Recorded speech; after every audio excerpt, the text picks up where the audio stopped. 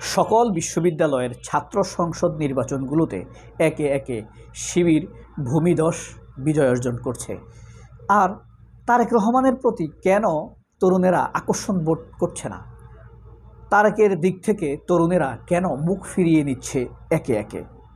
কেন কোনো সম্মোহনী শক্তি কাজ করছে না? কথায় কথায় এত বড় দল, সেই বড় দলের বিশ্ববিদ্যালয়গুলোতে ভোট নেই কেন?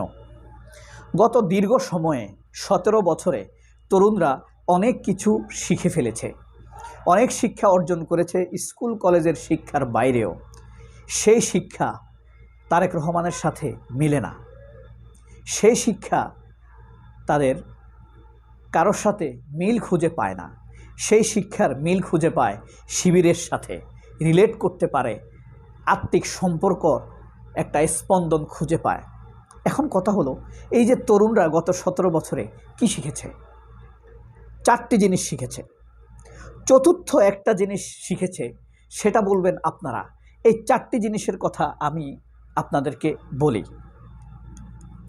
প্রথম কথা হচ্ছে, বিশ্ববিদ্যালয়ের ছাত্রদের আপনি অশিক্ষিত কিংবা রাজনৈতিকভাবে মূর্খ বলতে পারবেন না।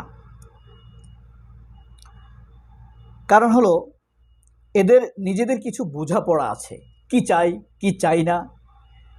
এদের কনসেপ্ট ক্লিয়ার। আপনার বয়স বেশি হতে পারে, কিন্তু আপনার কনসেপ্ট ক্লিয়ার না। আপনি নিজেই ঘোরের মধ্যে থাকেন, অন্ধকারের মধ্যে থাকেন, মানুষকেও আপনি ক্লিয়ার করে বলতে পারেন না। এই কারণে নিজে ঘোরে থাকেন, মানুষকেও ঘোরের মধ্যে রাখেন। কিন্তু তরুণেরা ঘোরের মধ্যে থাকতে রাজি নয়। তারা ঘোরের অমানিসা কাটিয়ে উঠতে চায়, স্বচ্ছ চোখে তারা পৃথিবীকে দেখতে চায়। সেই দেখাতে তারেক রহমানকেও দেখে ফেলেছে। দ্বিতীয় কথা হচ্ছে, আমাদের জনসংখ্যার একটা বড় অংশ তরুণ। 4 কোটির উপরে ভোটার তরুণ, ভাবতে পারেন আপনি? প্রথমবার ভোট দিবে তারা। আমাদের ভালো লাগুক আর না লাগুক, এই তরুণরাই আগামীর বাংলাদেশকে নিয়ন্ত্রণ করবে। এবং এই তরুণরা এক একজন ঝানু প্লেয়ার। এই তরুণরা ভাবছে, তারেক রহমান তো আমাদেরকে মার্সি করে নাই, আমাদেরকে করুণা করে নাই, আমাদেরকে তো কোনো কিছু দিতে পারে নাই গত 17 বছর। বরং আমরা তারেক রহমানকে মুক্তি দিয়েছি। এই তরুণরাই তারেক রহমানকে মুক্তি দিয়েছে। এই তরুণরাই মির্জা ফখরুলকে স্বাধীন হতে শিখিয়েছে। আর সেই মির্জা ফখরুল মির্জাফরি করছে তরুণদের সাথে। এই লাইন ধরেই তরুণরা তারেক রহমানের কাছ থেকে মুখ ফিরিয়ে নিয়েছে। একটা কথা, ঘটনা স্মরণ করাই, আপনাদের আরও বেশি স্মরণে থাকার কথা।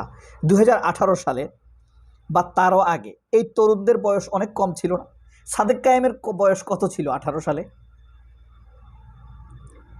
18, 17, 16 বছর। তখন তারা বলতো, আই হেট পলিটিক্স। রাজনীতি নিয়ে তাদের কোনো মাথা ব্যথা ছিল না। তারা নিরবিচ্ছিন্ন স্কুলে যেত, আসতো আর বিনোদন করত। যখন তারা রোড সেফটি মুভমেন্টের মতো একটা নিরীহ আন্দোলনে নামলো, দেখলো যে সেখানেও তারা নিরাপদ না। সেটা হচ্ছে, যে দেশে তারা বাস করে সেই দেশটা আসলে তাদের না। এই নাহিদেরা, এই আসিফ মাহমুদেরা, এই মাহফুজ আলমেরা বুঝতে পারলো আসলে তো এই দেশটা আমাদের না।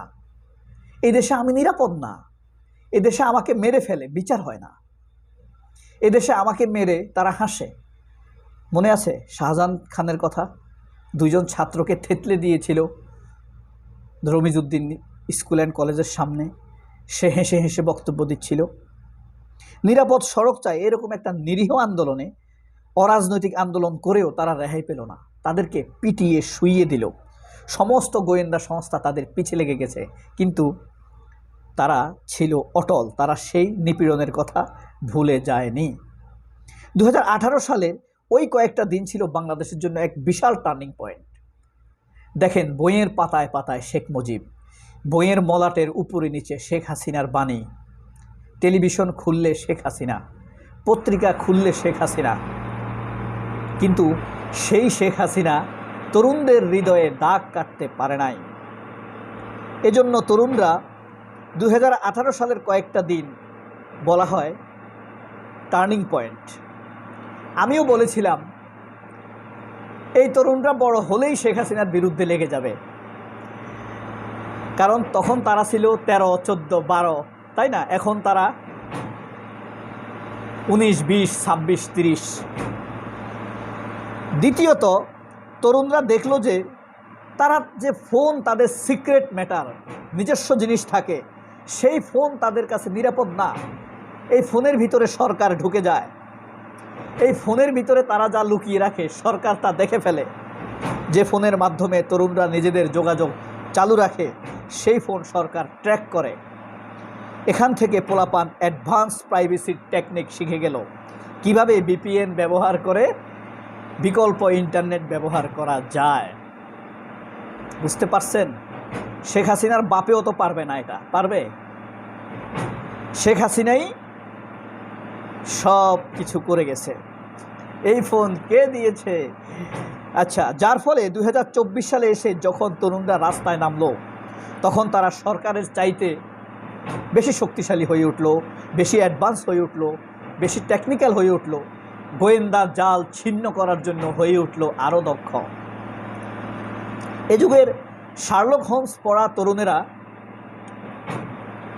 এখন আর শার্লক হোমসের গোয়েন্দা বৃত্তির উপরে নির্ভর করে না, তারা হ্যারি পটারকে ছাড়িয়ে গিয়েছে।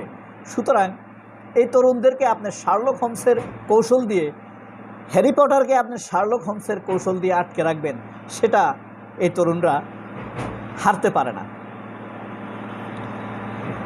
এই গোয়েন্দাদেরকে চোখে ধুলি দেওয়া শিখে গিয়েছে এই তরুণেরা, জেনে গেছে কিভাবে DGFIর নখদর্পণ জাল ভেঙে দিতে হয়। এই গান তাদেরকে অনেক দক্ষ করে তুলেছে। 3 নম্বর বিষয় জিনিস এটা তরুণরা শিখেছে, সেটা হচ্ছে আদর্শ বলে আসলে কিছু নাই। একটা ফাঁকা বলি, আদর্শ একটা ব্যবসা। আপনি মুক্তিযুদ্ধ বলেন আর যাই বলেন, রাজনীতিবিদরা আসলে মুক্তিযুদ্ধকে বিক্রি করে, আদর্শ নিয়ে খেলা করে, সেন্টিমেন্টকে ব্যবহার করে। আদর্শের চাইতে গুরুত্ব তাদের সমস্যা। তোমার আদর্শ আমার দেখা লাভ নাই, আমার সমস্যা সমাধানটা বড় বিষয়। সেই তরুণরা প্রতিটা বিশ্ববিদ্যালয়ে দেখলো তাদের কথার সাথে ছাত্র শিবিরের কথা মিলে যায়। ছাত্র শিবির তাদের প্রয়োজনগুলো নিয়ে কথা বলে, ছাত্র শিবির তাদের প্রয়োজনকে গুরুত্ব দেয়। দেখা গেল যে ছাত্র শিবিরের আত্মার সাথে তাদের আত্মা মিলে গেছে, ছাত্র শিবিরের সমস্যাগুলোর সাথে তাদের সমস্যা মিশে গেছে, ছাত্র শিবিরের সাথে তারা নিজেদেরকে রিলেট করতে পেরেছে। এ কারণে তারেক রহমানের প্রতি তাদের আর আগ্রহ থাকে না। ছাত্র শিবিরের কাছেই হেরে যায় তারেক রহমানের আকর্ষণ বিকর্ষণ, তখতে তাউস হেরে যায়, ফ্যাকাশে হয়ে উঠে তার আগামী দিনের ক্ষমতা যাওয়ার সেই লোভাতুর চোখ।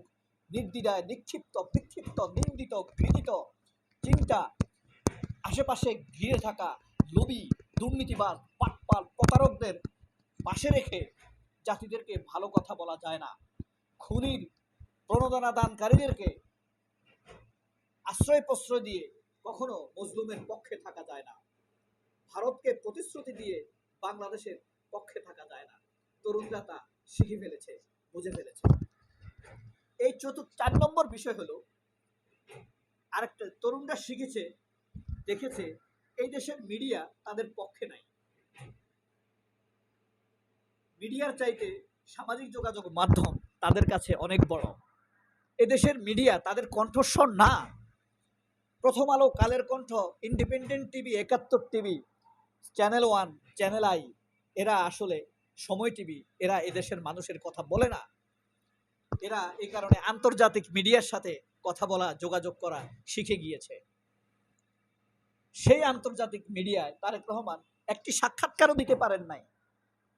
তিনি সাক্ষাৎকার দেন ছাপড়ি আনন্দবাজারে, তার বাটপার টাউট মহাসচিব বক্তব্য দেয়, সাক্ষাৎকার দেয় এই সময়ের মতো একটা ছাপড়ি পোর্টালে। তাহলে এইসব ফখরুল তখরুলদেরকে কেন এই তরুণেরা মূল্যায়ন করবে? কিসের আকর্ষণে তার কথা শুনবে এই তরুণেরা? বলেন তো 5 নম্বর বিষয়টা কি বলতে পারবেন?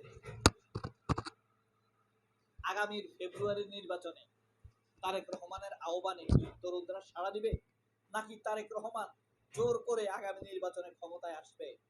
সেই প্রশ্নের উত্তর যদি এই পর্যন্ত ভিডিও দেখে থাকেন তাহলে আপনি লিখবেন কমেন্ট বক্সে।